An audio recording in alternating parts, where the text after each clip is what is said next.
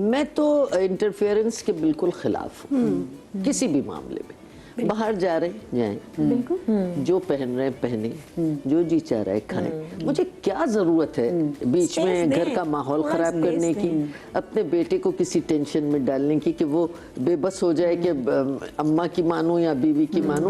उसकी भी पोजीशन देखे ना, तो लेट देम एंजॉय करें अपनी जिंदगी। बच्चा स्कूल जाता है, स्कूल से लाते हैं, स्कूल से ले जाते हैं। अल्हम्दुलिल्लाह मेरे घर का माहौल बहुत अच्छा, बहुत अच्छा। जो भी आते हैं मेरे घर वो कहते हैं आपका घर जन्नत है। माशाल्लाह, मतलब ये कॉम्प्लीमेंट। और हम आपस में बैठ के इतना हंसी मजाक हो रहा होता है, हंसना बोलना। क्रिकेट, मैं बहुत क्रिकेट लवर हूँ, तो मैं बैठ के मैंने दोनों बहुओं को भी लगा दिया, वो भी बैठी हुई होती है।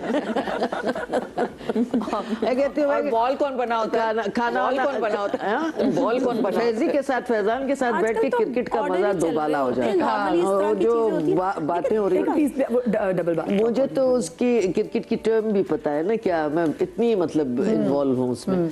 तो वो बबुओं से मैं कहती हूँ खाना आज जल्दी कर लो, मैच आने वाला है, 7 बजे मैच शुरू होगा। तो सब पका पकू के मेरे नौकर से भी कहती हूँ रोटियां डाल।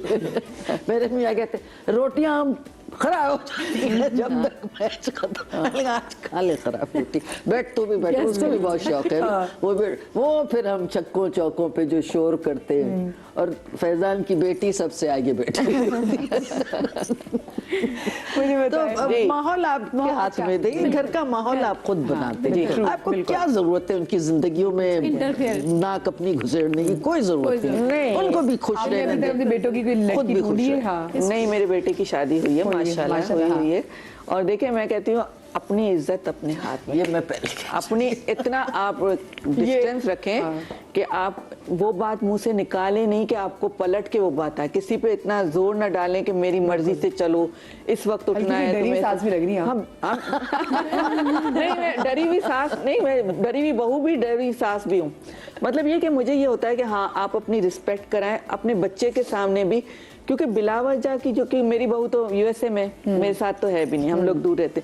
लेकिन ये कि मैं जितना अरसा अभी भी यूएसए में थी, तो एक मोहब्बत का, एहतराम का जो रिश्ता है ना, वो न खोना चाहिए। वो उस वक्त होता है जब आप किसी पे जोर जबरदस्ती करेंगे, किसी के ऊपर इम्पोज करेंगे कि तुम इस तरह के कपड़े पहनो, तुम इस वक्त उठो, तुम ये खाओ। तो आप मर्जी से चले, म्यूचुअल अंडरस्टैंडिंग से चले, तो मोहब्बत इसी तरह से काम रहती है।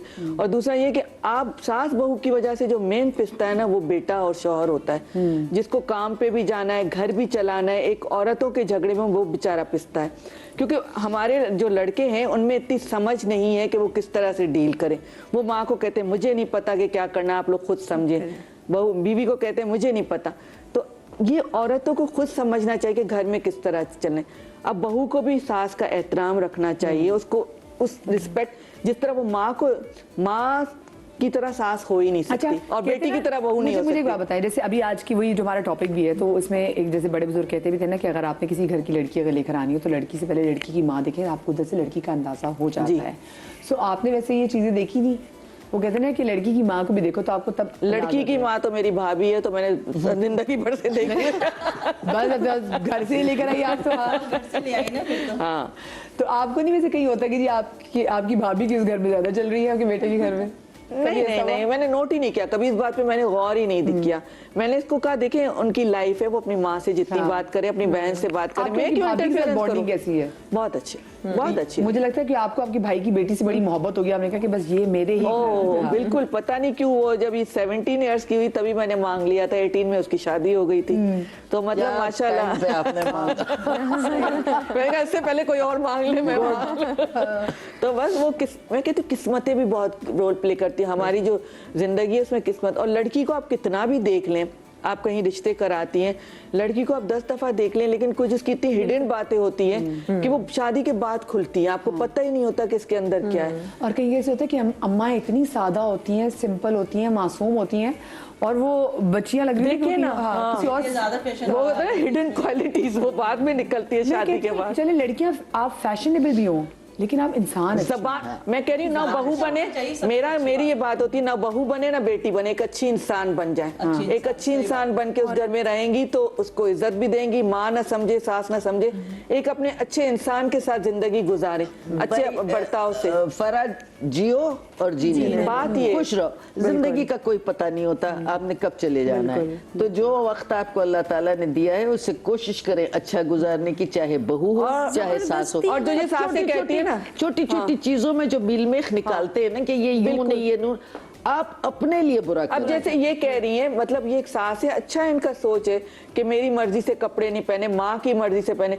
हो सकता है वो लड़की की अपनी मर्जी हो, माँ की मर्जी ना हो पहनने, तो इतनी छोटी छोटी बातों पे दिल पे नहीं करना चाहिए। आप उस बात को करें नहीं, अगर आपको एक दफा उन्होंने कहा, दूसरी दफा आप कहें नहीं कि ये कपड़े पहनो ये करो, कि घर का माहौल अच्छा रखना है। तो जो भी पहने हाँ तुम भी अच्छा लगता है। ये बात तो खैर मैं करती हूँ, मैं कहती हूँ उनसे कि बेटा आप जो भी पहनती हैं अच्छा लगता है, लेकिन जब आप पूछ ही रही हैं तो फिर थोड़ा सा मेरा कहने का मान रख ले, मेरा कि मेरी सास जो बोल रही है थोड़ा सा मान रख ले कि वही चले बेटा मामा आप बोल रही मैं आज ये पे पहनूंगी। तो इससे होता है कि ना कि थोड़ा छोड़ दे, अगर आपने बोल दिया नहीं पहना कोई बात नहीं, उसको बोले अब तुम खुद ही पहनो। जब वो खुद देखेगी ना कि बहुत सारी महफिल में गए हैं और सबने अच्छे पहने, मैंने अपनी पसंद का पहना और मेरा जो है ना बहुत अच्छा ड्रेस नहीं लग रहा। नहीं, कौन अपने को खराब करना चाहेगा? और कोई अच्छे से अच्छा बन के जाता है। आप मैं यही तो कह रही हूँ, जब वो जाएगी तो पता चलेगा ना।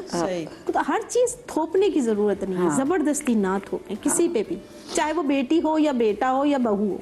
हम अपनी औलाद को भी अगर बोलते ना, यकीन माने अपनी औलाद तो तड़ाक से जवाब दे देगी आपको बेटी कि मम्मा क्या हो गया, आप इतनी पुरानी फैशन की हो गई, अब कहाँ चल रहा है ये फैशन। नहीं, अब वो जोड़े नहीं चल रहे हैं। आप देखिए अगर आपकी अपनी बेटी आपको तुनक के जवाब दे दें तो वो समझ में आपको आती है कि अगर आपकी सेहत के लिए किसी चीज की अगर आपको लगता है आपकी तो वो तो जना है ना, वो पैदा किया ना, जना उसके कहना भी बुरा नहीं लगेगा। नहीं, शादी से पहले बेटे ने भी बुरा अगर कुछ बोला तो बेटा है, शादी के बाद बोला तो देखा बहू के कहने में आके इसने माँ को सुना दिया। और फिर तो हर बुराई बहू में आ जाएगी कि ये जो कहा है बहू ने सिखाया। बहू हो जाती हर चीज देखिए, मैं अगर बहू हूँ ना, मैं सास भी हूँ, तो मेरी सास ने माशाल्लाह मुझे बहुत अच्छा रखा।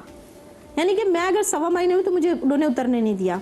आज मैं अपनी बहू को जब कहती हूँ ना कि मैंने, वो कहती मम्मा क्या हो गया, मम्मा सब कुछ जाना है, आज बाहर भी जाना है। बेटा हमारी सास ने हमें करने ही नहीं दिया। यही चीज थोड़ा सा ये कि 1.25 महीना, लेकिन अगर वो जा रही है तो अब अगर कुछ तबीयत खराब होगी, कुछ होगा तो वो तो उसको पता चलेगा ना।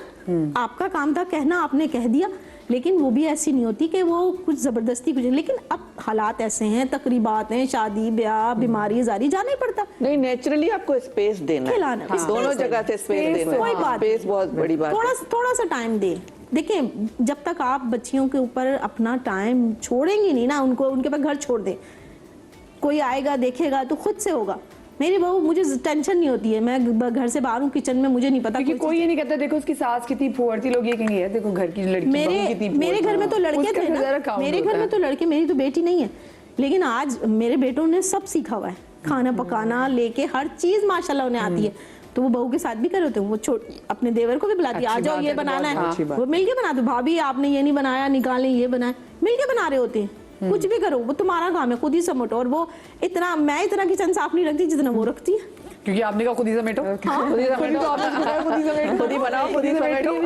तो माशाल्लाह वो खुद से कर रही होती है। अगर पोता है, अब माशाल्लाह मैं दादी बन गई तो पोता है, अभी तो मेरा तो पूरा 1 महीने। मेन बात यही होती है, देखें एक एज बड़ी होती है, उन्होंने एक वक्त गुजारा है, और देखिए जो लड़की अपने घर से आई है ना, उसकी माँ की भी ख्वाहिशात है ना, मेरी बेटी है, अब दामाद आ रहा है, कुछ खाने का है, लेकिन उसको इतना पता है कि उसकी अपने घर में जरूर चल सकती है पर उसकी अगले के घर में नहीं चल सकती। मसला ये ना कि मुझे लगता है जो आज का हमारा टॉपिक भी है, इसमें बहुत सारी सासों के लग रहा होता है कि ये घर जिसमें उन्होंने बहुत अरसे के बाद अपनी सेव बनाई, एक बहू के आने के बाद उनको कहीं कहीं होता है कि यार देखो मेरी तो इस घर में नहीं चल रही, मेरे बेटे की माँ की नहीं चल रही, पर हाँ मेरी बहू की माँ की इस घर में चल रही है। हमने भी शायद चलाई सारी जिंदगी, ये अपनी सोच है। लेकिन ये जो बहू जो होती है, जाहिर सी बात है, वो भी है ना हमारे लिए वो बेटी की तरह ही है। हम ये नहीं कहेंगे कि वो हमारे लिए बेटी की तरह नहीं है, हम बेटी समझते हैं उसको सब कुछ। लेकिन जब बहू बनती है ना, वो घर में आगे उससे पहले, अब मैं अपनी एक मिसाल दे देती हूँ, मेरी फुफीदाद बहन है, वो अपनी बहन की बच्ची को लेकर आएंगे।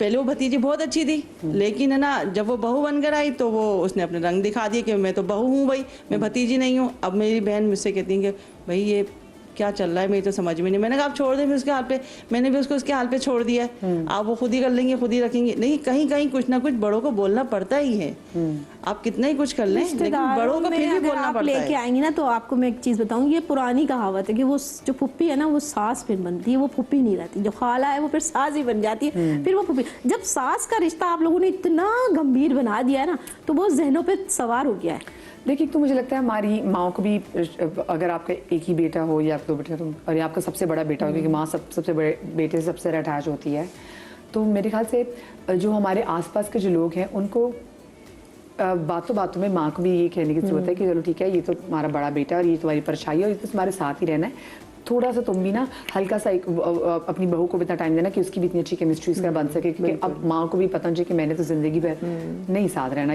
पर ये नहीं कह रही कि उस घर साथ नहीं रहना, पर वो खुद इंजॉय करे कि बहू और बेटे की अच्छी केमिस्ट्री बनी, तो ताकि माँ को ये जो कंटेंटमेंट होगी ना कि हाँ मैंने देख लिया था मेरे बेटे को और एक अच्छी शरीके हाथ मिल गई। क्योंकि मुझे लगता है कहीं ना कहीं माँ की भी सबसे बड़ी ख्वाहिश होती है कि उसके बेटे को एक ऐसी बीवी मिल जाए जो उससे बहुत मोहब्बत करती है, क्योंकि अगर वो उससे मोहब्बत करती ना तो फिर उसकी वजह से 100 बुरी चीजें भी ना उसकी जो है वो। हाँ, लेकिन शादी के बाद 3 महीने बहू को जरूर देने चाहिए एडजस्टमेंट के लिए, जरा एक नए माहौल में बेटे के साथ घर में। एकदम से उस पे इतना काम मत डालना चाहिए, एकदम से रिस्ट्रिक्शंस नहीं और हर चीज में ऑर्डर्स नहीं होने चाहिए। मुझे लगता है दोनों का ना यहाँ पे नफ्सियाती तौर पे ना बड़ा अपना बेटे की भी तो आपसे तरबियत करनी है ना मदिया, अपने बेटे की भी तो तरबियत करें। एग्जैक्टली, बेटे की भी, बेटे की तरबियत होगी, आपकी बहू से आपको कोई शिकायत। अगर आपकी बेटे की अच्छी तरबियत होगी ना, लेकिन कोई अगर टॉक्सिक लड़की आ जाएगी ना तो वो बेटा भी नफ्सियाती मरीज बन जाएगा और उसको भी लगेगा कि मेरी जिंदगी बर्बाद होगी, क्योंकि उसके लिए मुश्किल रहना हो जाएगा।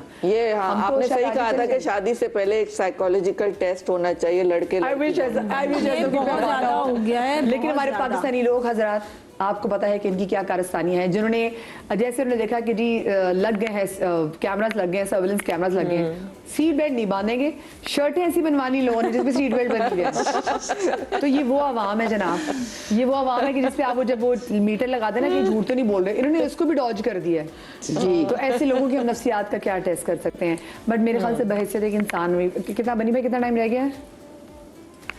मेरे ख्याल से बहैसियत एक इंसान हम एक चीज़ ज़रूर कर सकते हैं कि हमारा, क्योंकि आखिरत पे बहैसियत मुसलमान हमें आखिरत पे यकीन है और ये हमारे अकीदे का हिस्सा है, और उसमें क्या है कि दुनिया में अच्छा करोगे ना बेशक तो वो आखिरत में अच्छाई भी आपको मिलेगी, और अगर आप बुरा करोगे तो वो बुराई भी आपके सामने आएगी और फिर आपको अल्लाह पाक दोज़ख की उन सारी तकलीफ़ों से गुजारेगा। सो आई बिलीव यही चीज़ें साथ रखें, आप कुछ भी और ना सोचें, आप अच्छा करें। चाहे आपकी सास आपके साथ अच्छा कर रही हो ना कर रही हो, आपका मियाँ आपके साथ अच्छा नहीं करिए, आप अच्छा कर रहे हैं ना, अल्लाह मैंने आपको रिटर्न करना ही करना है। और जब उसने वसीला बनाना है तो वही सास जो आपको लगता है आपसे नफरत करती है ना, वही उस मोहब्बत का वसीला भी उसको बनाएगा अल्लाह पाक। सो अल्लाह की ज़ात पे आप जो है वो भरोसा रखें। बाकी सही बात है ना, अपनी आंखें खुली रखें, अपना दिमाग अपनी समझ चलाएं, दूसरों की बातों पे नहीं। आपका काम है अच्छा करना, आप अच्छा करें, वो आपको अच्छा वापस करेगा। अपना बहुत सारा ख्याल रखिएगा, अल्लाह करे आपकी अच्छों से जो है ना पाला भी पड़े, शाद रही आबाद रही, अल्लाह पाक आपको लात के गम से महफूज रखे, जिंदगी कल मिलेंगे। आमीन आमीन।